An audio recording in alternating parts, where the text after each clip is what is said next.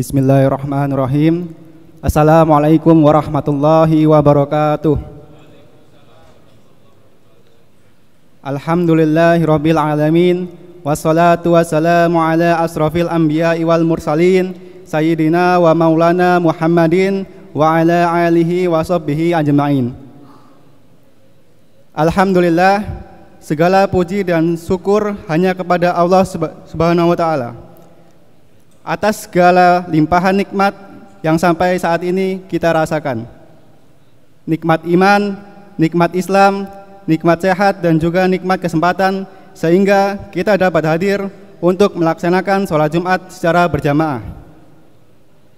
Sholawat teriring salam, semoga kita selalu tercurahkan kepada baginda Nabi Muhammad SAW atas seluruh keluarga dan sahabatnya. Semoga kita juga kelak mendapatkan syafaat beliau di hari kiamat kelak. Amin ya rabbal alamin. Jamaah sholat Jumat Masjid Al-Haqqul Mubin yang berbahagia, izinkan kami menyampaikan beberapa maklumat berkenaan dengan pelaksanaan sholat Jumat hari ini dan juga beberapa pengumuman lain. Jumat hari ini tanggal 31 Mei 2024, waktu Jumat pukul 11.54. Dan selanjutnya kami informasikan berkaitan jumlah infak yang terkumpul Jumat lalu 24 Mei 2024 sebesar Rp7.523.000. Kami ucapkan jazakumullah khair. Kemudian yang bertindak selaku khotib Jumat hari ini, alhamdulillah telah hadir Bapak Ustadz Dr. Andes Haji Mazlan Salim. Dan untuk petugas muazin adalah Saudara Muhammad Rifki Musodik. Selanjutnya kami ingin menghimbau kepada para jamaah yang telah hadir untuk mengisi dan merapatkan saf yang masih kosong. Dan juga kami menghimbau untuk sementara waktu mematikan alat komunikasi. Pengumuman lain, kami mengundang para jamaah untuk hadir pada kajian kitab Bidayatul Hidayah yang digelar tanggal 3 Juni 2024 dengan Pak Materi Habib Ahmad bin Anis Basuroh pukul 16.30 WIB. Yang kedua, akan dilaksanakan khitanan massal yang insya Allah akan dilaksanakan pada tanggal 29 sampai 30 Juni 2024. Sementara itu saja pengumuman dari pengurus DKM Al-Haqqul Mubin. Kurang dan lebihnya kami mohon maaf. Wassalamualaikum warahmatullahi wabarakatuh.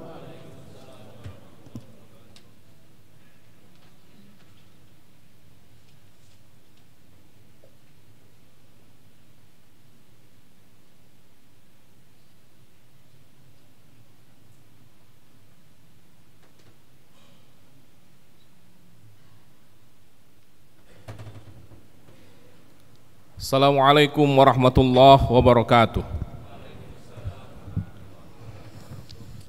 A'udzu billahi minasyaitonir rajim. Bismillahirrahmanirrahim. Allahu akbar, Allahu akbar. Allahu akbar,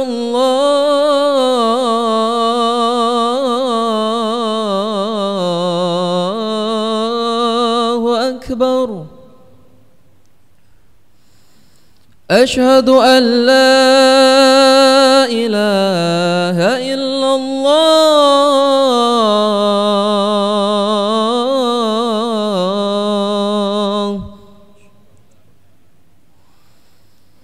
أشهد أن لا إله إلا الله.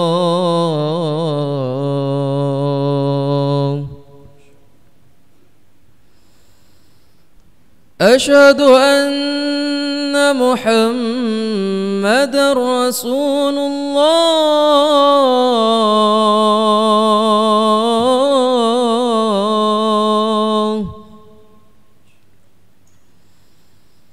أشهد أن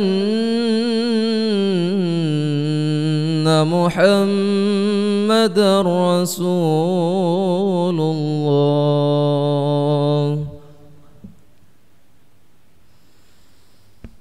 حي على الصلاة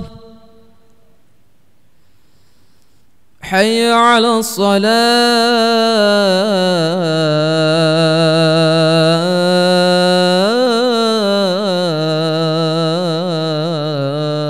الصلاة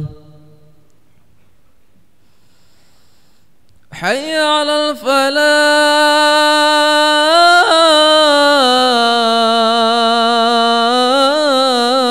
الفلاح حي على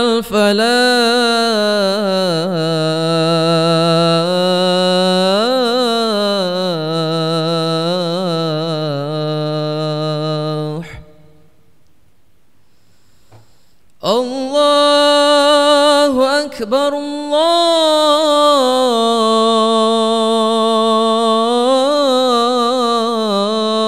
الله أكبر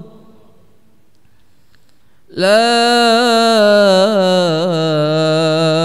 إله إلا الله لا إله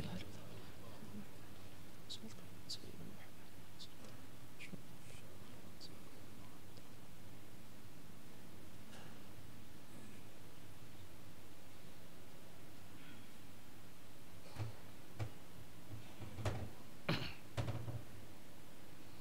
Alhamdulillah nahmaduhu wa nasta'inuhu wa nastaghfiruh wa na'udzu billahi min syururi anfusina wa min sayyiati a'malina may yahdihillahu fala mudhillalah wa may yudlilhu fala hadiyalah asyhadu an la ilaha illallah wahdahu la syarikalah wa asyhadu anna muhammadan abduhu wa rasuluhu la nabiyya wa la rasula ba'dah Allahumma salli ala sayyidina maulana Muhammad wa ala alihi wa ashabihi wa man tabi'ahum bi ihsanin ila yaumil qiyamah.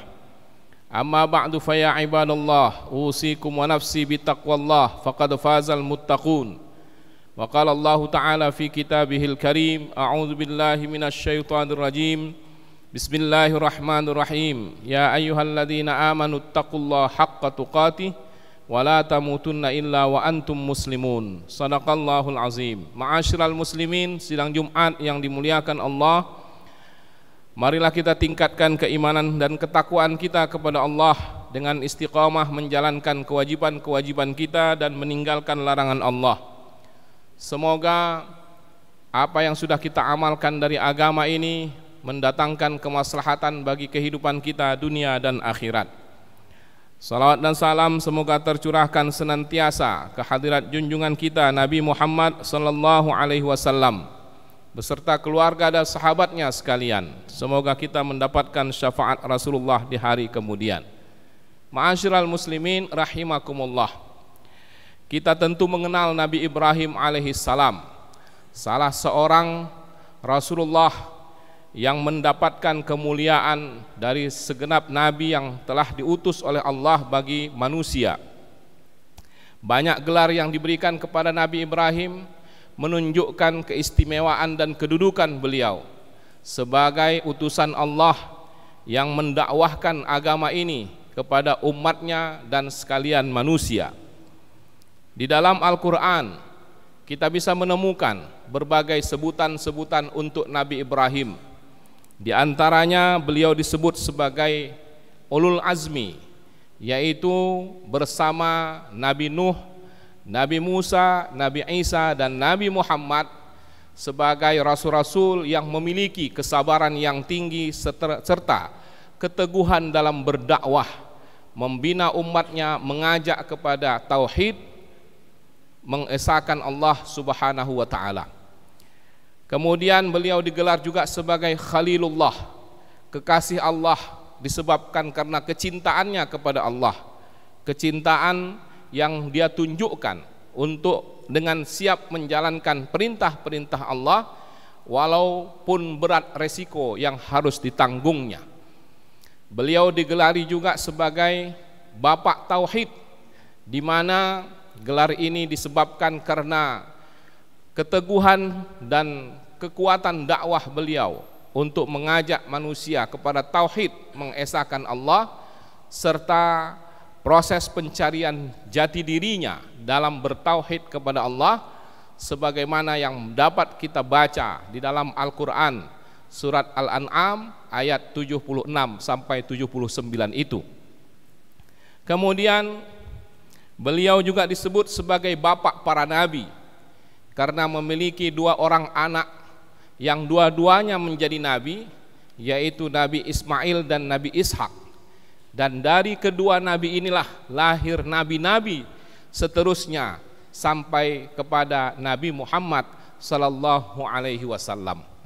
Dari sekian banyak gelar ini menunjukkan kepada kita pasti ada banyak hal yang terkait dengan Nabi Ibrahim yang dapat kita jadikan sebagai pelajaran dan teladan untuk menjalani kehidupan kita di dunia ini. Sebagaimana yang ditegaskan oleh Al-Quran surat Al-Mumtahanah ayat 4, Allah berfirman, qad kanat lakum uswatun hasanatum fi Ibrahim walladzina ma'ah. Sesungguhnya ada teladan yang baik bagi kamu dalam diri Nabi Ibrahim beserta orang-orang yang ada bersamanya, menunjukkan bahwa ada sesuatu yang bisa kita teladani dari beliau dalam perjalanan hidup beliau dalam menyampaikan agama dan mengamalkannya dalam kehidupan.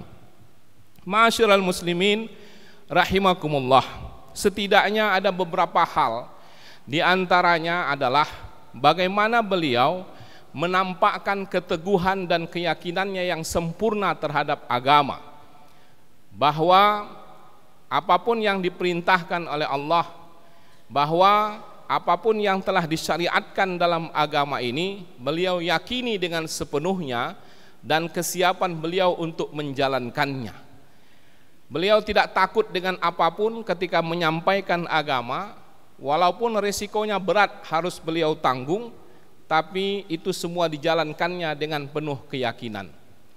Kita bisa lihat dalam peristiwa kurban, di mana beliau diperintahkan oleh Allah untuk menyembelih anaknya yang tentu saja anak tercinta, di mana dengan segenap keyakinan yang ada, dia siap menjalankan perintah itu, walaupun beliau tidak tahu bahwa akan diganti jadi apa itu anak. Allah tidak memberitahukan sebelumnya kepada Ibrahim bahwa nanti kalau disembelih akan ditukar dengan domba atau kambing dan sebagainya. Tapi Ibrahim tetap menjalankan perintah itu karena dia yakin kalau sudah perintah Allah, maka tidak ada yang lebih berharga kecuali mengharapkan ridha Allah. Dan kita bisa melihat bagaimana akhirnya Nabi Ibrahim ketika menyembelih anaknya Nabi Ismail ditukar dengan domba, sesuatu yang menunjukkan kepada kita bahwa kalau kita memang betul-betul yakin menjalankan perintah-perintah Allah, pasti ada kebaikan-kebaikan yang tidak terduga yang bisa kita dapatkan. Ini sesuatu yang sangat berharga bagi kita dari keteladanan yang diajarkan oleh Nabi Ibrahim alaihissalam. Kemudian berikutnya kita tahu bagaimana perjuangan Nabi Ibrahim menghadapi raja yang sangat zalim di masanya, yaitu Raja Namrud. Namrud dengan kekuasaannya yang begitu hebat sampai merasa dia lebih berkuasa dari Tuhan, bahkan menjadi Tuhan, maka Nabi Ibrahim kemudian mendakwahinya dengan cara-cara yang baik.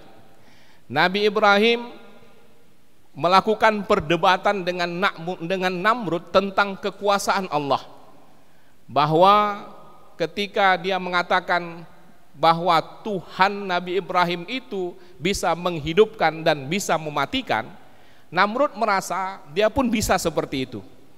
Lalu Nabi Ibrahim mengajukan argumentasi lain, bahwa Tuhan atau Allah bisa mendatangkan atau menerbitkan matahari dari timur, maka Ibrahim meminta Namrud untuk menerbitkannya dari barat. Ini tentu sebuah logika-logika yang perlu kita pelajari dalam melakukan perdebatan-perdebatan tentang agama tanpa harus melakukan hal-hal yang tidak patut sehingga mencoreng nama baik agama itu ketika kita ingin menyampaikan atau mendakwahkannya.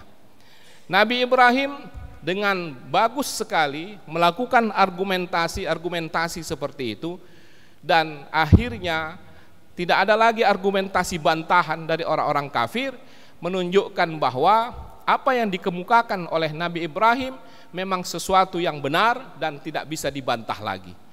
Ini juga adalah sebuah pelajaran bagi kita dalam menyampaikan agama, bahwa ketika kita ingin mengajak siapapun untuk menerima kebenaran, setidaknya dapat mencernanya dengan baik, tentu haruslah didukung oleh alasan-alasan, dasar-dasar, nalar dan logika-logika yang tepat, sehingga orang yang mendengar atau yang menerimanya tidak bisa membantah tanpa merasa dia telah disudutkan, sehingga kebenaran yang kita sampaikan secara perlahan boleh jadi dapat diterima oleh akal sehatnya. Jadi ini sesuatu yang menarik dalam kehidupan kita saat ini, di mana begitu banyak kita lihat penyampaian-penyampaian agama dengan berbagai media-medianya. Kalau itu tidak dilakukan dengan cara-cara yang bijak, dengan argumentasi-argumentasi yang dapat dicerna dengan akal sehat, maka itu bisa membuat sesuatu yang justru berbalik atau menimbulkan blunder yang buruk bagi dakwah atau ajakan atau kebenaran yang ingin disampaikan atas nama agama itu. Jadi dalam hal ini Nabi Ibrahim mengajarkan kepada kita bahwa ketika menyampaikan sesuatu yang benar haruslah didukung dengan dasar-dasar yang kuat, dan kalau perlu ditambah dengan kekuatan-kekuatan logika yang bisa membuat orang segera dapat memahami apa yang akan kita sampaikan, kebenaran yang seharusnya dia terima. Ma'asyiral muslimin rahimakumullah. Nabi Ibrahim di samping memiliki keyakinan dan kekuatan iman, kemudian tentu saja kecerdasan yang Allah bekali kepada dirinya. Di samping itu Allah juga memberikan semangat atau keberanian yang tinggi kepadanya. Orang yang betul-betul punya keyakinan yang kuat, maka tidak akan ada yang ditakutinya kecuali Allah Subhanahu wa ta'ala. Nabi Ibrahim dengan keberanian yang ada, dengan keyakinan yang kuat, mendatangi berhala-berhala, sembahan-sembahan kaumnya, kemudian menghancurkannya. Dan kita tahu bagaimana cerita akhirnya menunjukkan bahwa keberaniannya dan siap menanggung resiko dakwah, resiko bahwa kalau seandainya mengancam nyawa sekalipun itu tetap dilakukannya. Dan sekali lagi, ma'asyiral muslimin rahimakumullah, dengan karena dakwahnya yang telah menyakiti, barangkali menyinggung dan membuat marah orang-orang yang telah didakwahinya dengan tauhid ini, mereka kemudian ingin membakar Nabi Ibrahim dan Allah menyelamatkannya. Artinya bila kita memiliki keyakinan yang kuat dan bahwa apa yang dilakukan itu adalah sesuatu yang pasti benar, kalau kita jalankan pasti ada jalan keluar dan keselamatan yang akan kita dapatkan seandainya ada resiko yang harus kita hadapi. Ini adalah keteladanan yang sangat berharga dari Nabi Ibrahim. Selain keteladanan-keteladanan lain yang dapat kita ambil hikmah dan pelajaran dalam kehidupan kita, setidaknya hal-hal yang disebutkan tadi memberikan bekal yang berharga bagi kita untuk menjalani kehidupan ini sesuai dengan kehendak Allah, dengan petunjuk Allah dalam agama ini. Semoga apa yang dijelaskan oleh Al-Quran dalam perjalanan hidup Nabi Ibrahim memberikan keteladanan yang sempurna, uswah hasanah bagi kita, sehingga apapun yang kita lakukan, yang kita kerjakan sesuai dengan petunjuk Allah dan Rasulnya. Mudah-mudahan Allah memberikan keteguhan iman yang kuat kepada kita dan semangat yang kuat pula untuk menjalankan segala perintah-perintah Allah serta memberikan hasil yang baik, kemaslahatan dan keberkahan bagi kehidupan kita dunia dan akhirat. Amin ya rabbal alamin. Barakallahu li wa lakum fil Qur'anil azim wa nafa'ani wa iyyakum bima fihi minal ayati wa dzikril hakim wa taqabbala minni wa minkum tilawatahu innahu huwal ghafurur rahim. Aqulu qawli hadza fastaghfirullah li wa lakum fastaghfiruh innahu huwal ghafurur rahim.